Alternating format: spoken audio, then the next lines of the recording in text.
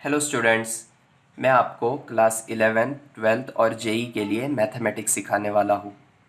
तो आज हम स्टार्ट करने वाले हैं क्लास 11th का मैथ्स पार्ट 1 के अंदर chapter number 8 measures of dispersion. तो मेजर्स ऑफ डिस्पर्जन सीखने से पहले हम कुछ बेसिक कंसेप्ट्स रिकॉल कर लेते हैं। पहला कंसेप्ट है एवरेज का। So what is average? Average is nothing but sum of all the objects divided by number of objects. For example, अगर मेरे पास 3 ऑब्जेक्ट्स है 1, 3 और 7, तो हम इसका एवरेज कैसे निकाल सकते हैं? एवरेज की वैल्यू होती है sum of all these objects 1 + 3 + 7 divided by number of objects, that is 3। तो इससे हम एवरेज की वैल्यू निकाल सकते हैं। सेकेंड कंसेप्ट है सेंट्रल टेंडेंसी ऑफ डाटा।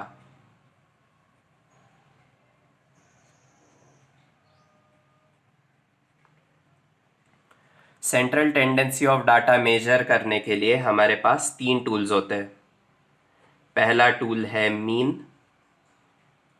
दूसरा टूल है मीडियन और तीसरा टूल है मोड।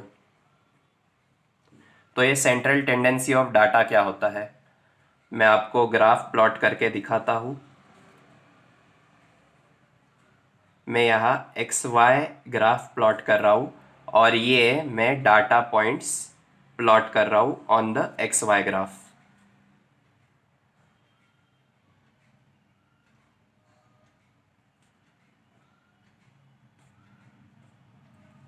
तो अगर हम ऑब्जर्व करें तो यहाँ डाटा पॉइंट्स डेंस हो चुके हैं, यानी कलेक्टिवली एक साथ है। तो यहाँ अगर हमने सेंट्रल लाइन ड्रॉ कर दी तो ये हो गई central tendency of data. Central tendency of data हमें सिर्फ सेंट्रल पार्ट के बारे में बताता है, लेकिन ये जो बाकी के पॉइंट्स हैं इनके बारे में कुछ नहीं बता पाता। तो the phenomenon of scattering of points about a central tendency or average value is called scattering of data। तो यहाँ हमारा कंसेप्ट आता है डिस्पर्जन का। डिस्पर्जन मतलब scattering of data about the central tendency or the average value of the whole data, यानी ये points किस तरह से स्कैटर हुए हैं ये हमें अब मेजर करना है। तो यहाँ हमारा कंसेप्ट आता है मेजर्स ऑफ डिस्पर्जन का। मेजर्स ऑफ डिस्पर्जन में हम मेजर करेंगे ये डाटा पॉइंट्स कितने स्कैटर हुए हैं और किस पैटर्न में स्कैटर हुए हैं। मेजर्स ऑफ डिस्पर्जन में 3 पॉइंट्स है। पहला मेजर ऑफ डिस्पर्जन है रेंज, दूसरा है वेरिएंस और तीसरा है स्टैंडर्ड डेविएशन।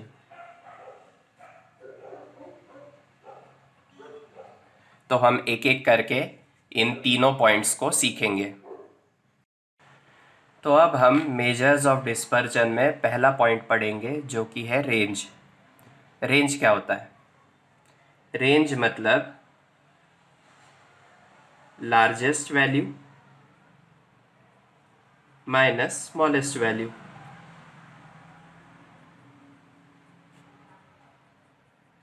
तो ये कौन से वैल्यू की बात हो रही है? Value of the data.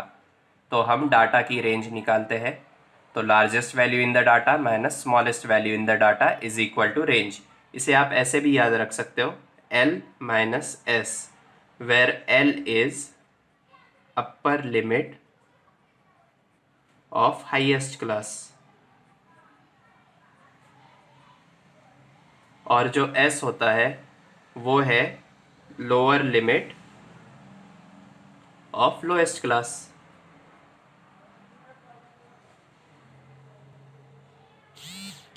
तो रेंज की सिंपल डेफिनेशन यही है कि largest value minus smallest value और L माइनस S। तो ये रेंज का यूज़ कहाँ कहाँ पे है?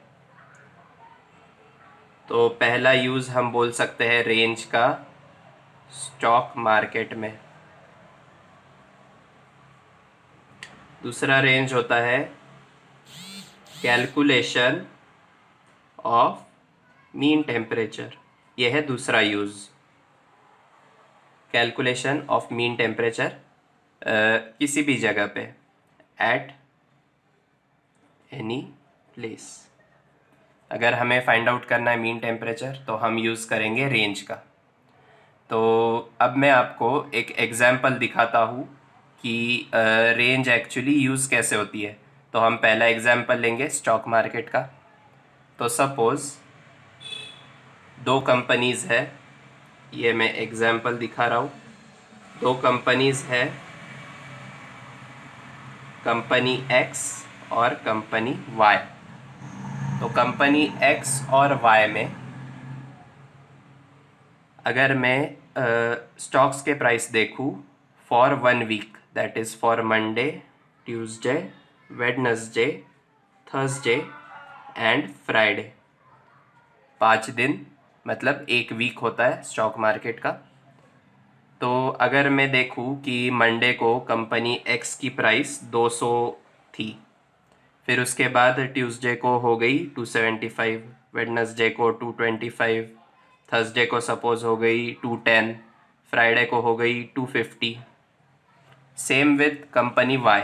अगर सपोज़ कंपनी वाई का स्टॉक प्राइस था 150 on Monday, 325 on Tuesday, 185 Wednesday, फिर सपोज़ 225 ऑन थर्सडे और फाइनली 275 ऑन फ्राइडे। तो अगर इस डाटा के लिए हम टोटल निकालें कि टोटल क्या था स्टॉक प्राइस फॉर 1 वीक, तो वो टोटल आ जाएगा 1160 for both the cases. Company X का टोटल भी सेम है, कंपनी वाई का टोटल भी सेम है। और अगर हम मीन वैल्यू निकालने जाए तो दोनों का मीन सेम आने वाला है। तो हम मीन कैसे निकालते हैं? The total divided by number of days, मतलब 1160 डिवाइडेड बाय 5, तो हमें मीन मिल जाएगा। तो अगर आप देखें, अगर किसी ने क्वेश्चन पूछा कि कंपनी एक्स और कंपनी वाई में से कौन सी कंपनी ज़्यादा कंसिस्टेंट है, तो अगर आपको ये जवाब देना है तो आप मीन के सहारे ये जवाब नहीं दे सकते, क्योंकि दोनों का मीन तो सेम है। तो आप कैसे डिसाइड करोगे कि कौन सी कंपनी ज़्यादा कंसिस्टेंट है? तो ये डिसाइड करने के लिए हम यूज़ करेंगे रेंज। तो ये डाटा मैं पहले ग्राफ पे प्लॉट कर लेता हूँ ताकि आपको क्लियरली समझ में आए कि रेंज क्या होती है, कैसी दिखती है और कैसे यूज़ करते हैं हम रेंज को। तो सपोज़ यहाँ कंपनी एक्स है और यहाँ कंपनी वाई है, और ये जो प्राइस है इनको मैं एक्स एक्सिस पे प्लॉट कर लेता हूँ। तो suppose I will start with the lowest price. Lowest कौन सी है? 150। मैं 25 के इंटरवल्स लेके बाकी के पॉइंट्स बनाऊंगा।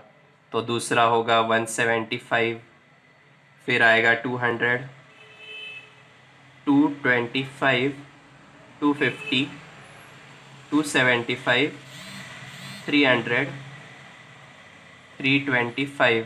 तो हाईएस्ट वैल्यू अगर आप देखोगे सब में तो ये है 325, तो हम 325 तक ही लेंगे। अब हमें पॉइंट्स प्लॉट करने हैं फॉर बोथ द कंपनीज़। तो अगर हम एक्स कंपनी के लिए पॉइंट प्लॉट करेंगे तो I will use red colour for X company. तो अगर हम पॉइंट्स प्लॉट करेंगे तो देखो, मंडे को एक्स की वैल्यू थी 200, ट्यूसडे को एक्स की वैल्यू थी 275, वेडनेसडे को 225, थर्सडे को क्या थी 210, मतलब इन दोनों के बीच में। फ्राइडे को वैल्यू थी 250, मतलब यहाँ आ गया। तो ये हो गए पॉइंट्स फॉर एक्स कंपनी। मैं यूज़ करूँगा ग्रीन कलर का sketch pen for Y. Y company के पॉइंट्स प्लॉट करते हैं। तो वाई कंपनी के पॉइंट्स कैसे आएंगे? 150 पहला, तो दूसरा है 325 मतलब इधर, तीसरा है 185। 185 कहाँ आएगा, 175 और 200 के बीच में। फोर्थ है 225 और फिफ्थ है 275। तो ये हो गए 5 पॉइंट्स। अगर मैं इनको अभी ज्वाइन करूँगा एक्स एक्सिस के साथ, सिर्फ एक्सट्रीम पॉइंट्स ज्वाइन करूँगा दोनों के, तो ये हो गया वाई के लिए और ये हो गया एक्स कंपनी के लिए। तो ये जो लेंथ है between the two extreme points, this is nothing but the range of our data. Range मतलब क्या, द टू एक्सट्रीम पॉइंट्स। तो सपोज अगर मैं रेंज कैलकुलेट करूंगा, एक्स की रेंज क्या होगी और वाई कंपनी की रेंज क्या होगी। तो एक्स कंपनी के लिए तो इतना लेंथ है रेड कलर में। So for company X how will we calculate, company X की रेंज होगी largest value minus smallest value. Largest value क्या है एक्स के लिए, एक्स है रेड कलर में 275 माइनस 200, तो इसकी वैल्यू आ गई 75। और y के लिए हम सेम करेंगे, largest value minus smallest value जो कि है 150। तो इसका आंसर क्या आएगा, 175। यानी x की रेंज हमें मिली 75 और y की रेंज है 175। तो इसमें से कंक्लूजन क्या निकलेगा, कंक्लूजन ये है कि x company is more consistent. तो हम ऐसे क्यों बोल रहे हैं कि x company is more consistent, तो इसके लिए हम देखेंगे कंसेप्ट ऑफ मीन। तो ये जो मीन हमने निकाला था 232, तो अगर हमें किसी भी रेंज का मीन निकालना है तो मीन होता है बराबर बीच में, at the centre the mean is located. तो ये रेड लाइन का सेंटर इधर है और ग्रीन लाइन का सेंटर भी इधर है। तो अगर हमने एक लाइन ड्रॉ की थ्रू द मीन, तो ये हो गई हमारी लाइन ऑफ सेंट्रल टेंडेंसी और एवरेज वैल्यू। अब ये जो पॉइंट्स है ये इस लाइन के अराउंड कैसे स्कैटर्ड है ये हमें देखना है। तो उसके लिए हम स्टडी करते हैं मेजर्स ऑफ डिस्पर्जन, और उसमें एक पॉइंट है रेंज। रेंज मतलब the upper limit of highest class or largest value minus the lower limit of lowest class or the smallest value. So here the data points for company X are scattered less than the data points for company Y. तो अगर आपने देखा होगा तो X company का जो price था पूरे वीक में वो काफ़ी कम वेरी हुआ था, variation in price is very less compare to the company Y. Company Y में प्राइस का वेरिएशन काफ़ी ज़्यादा हो रहा था, मतलब वो कंपनी वाई का स्टॉक प्राइस काफ़ी अनप्रेडिक्टेबल था। लेकिन कंपनी एक्स का स्टॉक प्राइस सर्टेन लिमिट में था, ज़्यादा वेरी नहीं हो रहा था, इसलिए कंपनी एक्स का stock price is more consistent. ऐसा हम इसमें से कंक्लूजन निकाल सकते हैं। तो ये था use of range in stock market. तो होपफुली आप सबको ये एग्जाम्पल देख के काफ़ी क्लियर हो गया होगा कि रेंज की कंसेप्ट क्या होती है। Range is nothing but the difference between the two extreme points of our data. और ये रेंज निकालने के बाद हमें पता चलता है कि हमें डाटा की स्टडी कौन से पॉइंट से लेके कौन से पॉइंट तक करनी है। तो ये सिंपल कंसेप्ट है रेंज का। तो अब हम स्टार्ट करेंगे एक्सरसाइज 8.1। तो क्वेश्चन 1 स्टार्ट करेंगे। क्वेश्चन दिया हुआ है, find the range of the following data. Data है 19, 27, 15, 21, 33, 45 7, 12, 20 और 26।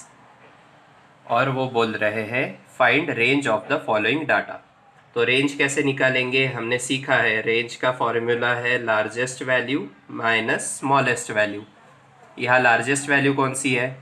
लार्जेस्ट वैल्यू अगर आप देखोगे तो यहाँ मिलेगी 45 माइनस स्मॉलेस्ट वैल्यू कौन सी है? 7, सिंगल डिजिट नंबर है।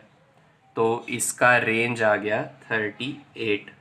38 is the answer for range of this data.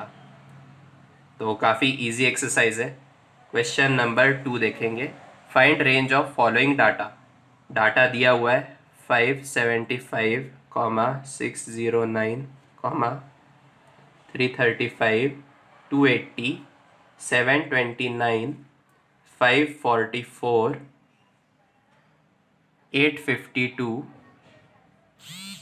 427, 967 and 250। यहाँ भी रेंज निकालने के लिए सेम फॉर्मूला यूज़ होगा, largest value minus smallest value. Largest value कौन सी है इनमें? 900, दूसरा कोई 900 नहीं है, मतलब लार्जेस्ट वैल्यू है 967। स्मॉलेस्ट वैल्यू कौन सी होगी? 200, दूसरा कोई 200 है क्या? 280 और 250। तो इनमें से स्मॉलेस्ट है 250। Largest value minus smallest value. तो इसका आंसर क्या आ जाएगा? 7 minus 0 is 7, 6 minus 5 is 1, 9 minus 2 is 7। तो ये आ गई आपकी रेंज 717। क्वेश्चन नंबर 3 करेंगे सिमिलर फैशन में। यहाँ दिया है following data gives number of typing mistakes done by Radha during a week. Find the range of the data. तो यहाँ पे डेज दिए हुए हैं, Monday, Tuesday, Wednesday, Thursday, Friday और सैटरडे। और नंबर ऑफ मिस्टेक्स भी दिए हुए हैं। मिस्टेक्स मंडे को 15, Tuesday is 20, Wednesday is 21, Thursday is 12, Friday 17 और सैटरडे को होता है 10 टाइपिंग मिस्टेक। तो यहाँ हमें रेंज निकालने के लिए सेम फॉर्मूला अप्लाई होगा, largest value minus smallest value. तो लार्जेस्ट वैल्यू कौन सी है? 21 माइनस स्मॉलेस्ट वैल्यू कौन सी है? 10। तो यहाँ आपको रेंज मिल जाएगी 21 माइनस 10, 11। तो आपको रेंज मिलने के बाद आप ऐसे उसको बॉक्स बना सकते हो ताकि आंसर अच्छे से हाईलाइट हो पाए आपके आंसर शीट में। नेक्स्ट क्वेश्चन देखेंगे, क्वेश्चन नंबर 4। तो यहाँ भी हाईलाइट कर देते हैं पहले दो क्वेश्चंस के लिए। तो आंसर शीट चेक करते वक्त आसानी होती है एग्जामिनर को अगर आपने हाईलाइट करके रखा होगा आंसर। तो क्वेश्चन 4 देखेंगे। यहाँ दिया है following results were obtained by rolling a die 25 times. Find the range of the data. तो यहाँ डाई रोल किया है और इसका स्कोर और फ्रीक्वेंसी दिया हुआ है। तो स्कोर है 1, 2, 3, 4, 5 और 6 और फ्रीक्वेंसी दी हुई है 4, 6, 2, 7, 3 और 5। तो यहाँ थोड़ा कंफ्यूजन क्रिएट करने के लिए उन्होंने फ्रीक्वेंसी दिया है।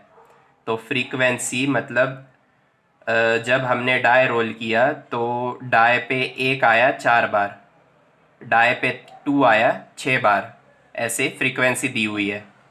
तो जब हम यहाँ रेंज निकालने के लिए largest value minus smallest value करते हैं तो आपको स्कोर की वैल्यू लेनी है, फ्रीक्वेंसी की वैल्यू नहीं लेनी।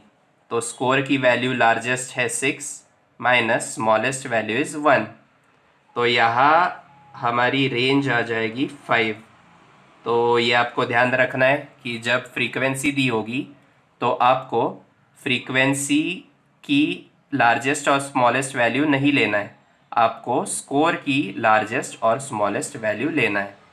तो this is only possible when frequency is given in the question.